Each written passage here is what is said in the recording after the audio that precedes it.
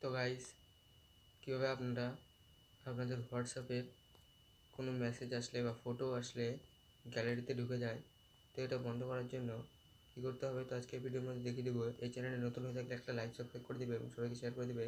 তো হোয়াটসঅ্যাপে চলে যাবে, হোয়াটসঅ্যাপে গিয়ে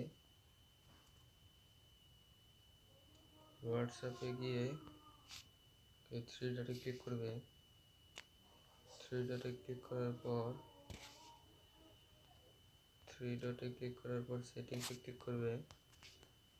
সেটিংসে ক্লিক করার পর সেটিংসে ক্লিক করার ক্লিক করার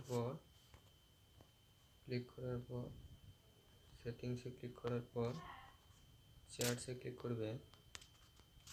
চ্যাটসে